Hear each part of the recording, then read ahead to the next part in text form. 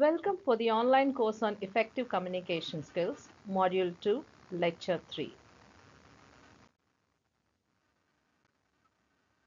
Lecture 3 is on nonverbal communication. Today, we are exploring an exciting topic, nonverbal communication. Did you know that over 70% of communication is nonverbal? Before we begin, let me ask you, have you ever had a conversation where you felt something was off even though the words were polite? Maybe the person avoided eye contact, had crossed arms, or the tone sounded cold. That's because nonverbal clues. Nonverbal clues speak louder than words. This session will help you understand and master nonverbal communication for professional and personal success. Let me tell you about the definition of nonverbal communication, which means it involves transmitting messages without the use of spoken words, using body language, facial expressions, gestures, and more. For example, imagine you are in a job interview. You say, I'm excited about this opportunity, but you avoid eye contact and slump in your chair. Do you think the interviewer will believe you? Let's try a quick experiment. Say I'm happy in three different ways: with a smiling face, with a neutral face, and with a sad face. Do the words sound different based on your expression? That's the power of nonverbal communication. Now let's discuss about the types of nonverbal communication. As you can see on the slide, there are four different types of nonverbal communication. The very first one is facial expressions, which is the universal expressions that convey basic emotions. As you can see in the pictures on the slide, there are different types of facial expressions. Think about, for example, when you see a baby smile, it makes you smile too, right? That's the power of facial expression. Secondly, we talk about gestures. Gestures deliberate movements such as waving or pointing that communicate specific messages. For example, you can see on the screen the different hand gestures. Guess what they mean? Thumbs up, crossing arms, waving. And the third type of nonverbal communication is paralinguistics, which includes tone, pitch, speed, and loudness of speech. It changes the meaning of words. For example, say, I didn't say you stole the money. Now stress a different word each time. Notice how the meaning changes.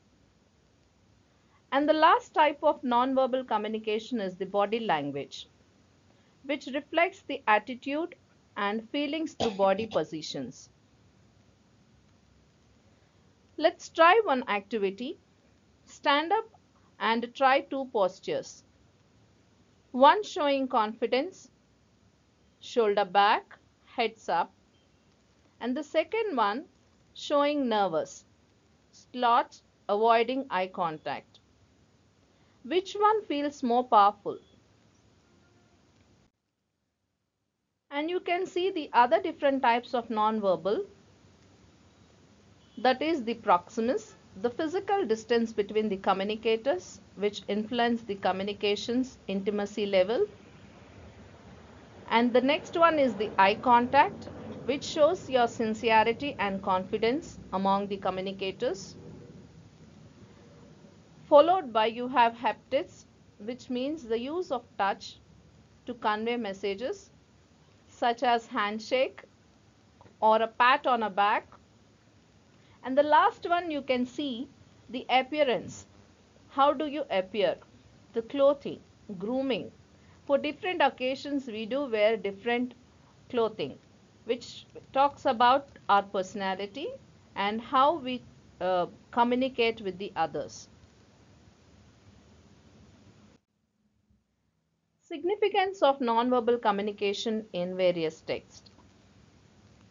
In different contexts, we do use nonverbal communication in different texts. Say, for example, in professional setting, for example, if you go for an interview, your attire, your posture, everything is very much different. That reflects our professional interaction to the other. And in personal relation, we do change our nonverbal signs.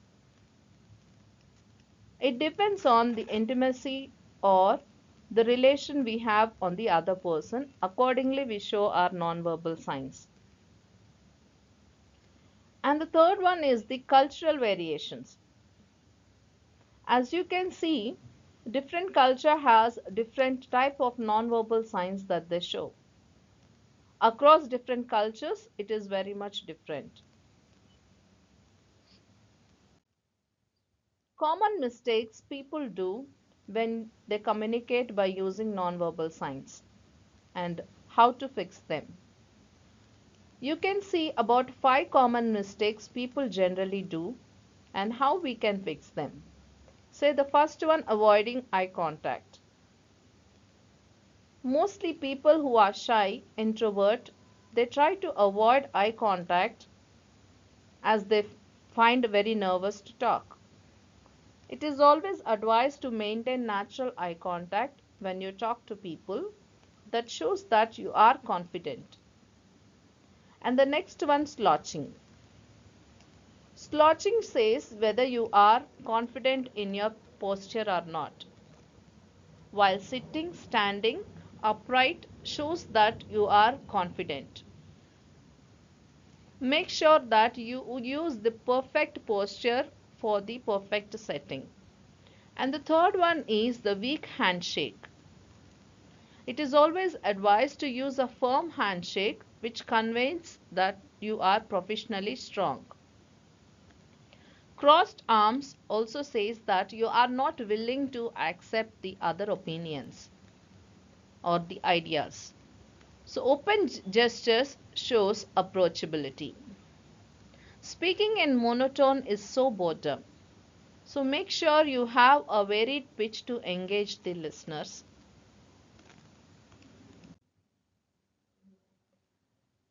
And you can see in the next slide the cultural sensitivity in nonverbal communication. In certain places, it is not advised to use a certain nonverbal communication where they find it is offensive for them.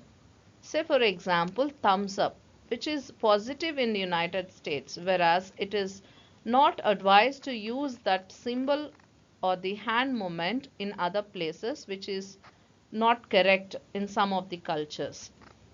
Maintaining direct eye contact, which is respectable in US, whereas in Japan it is very rude.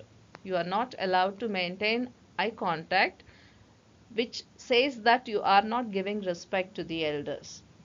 So in some areas it is advised, in some areas it is not. And the next one is the personal space.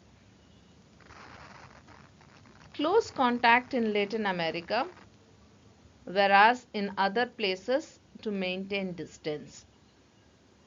And some of the hand gestures like okay, okay with a hand, it says that you are okay, but in some of the regions it is not advised.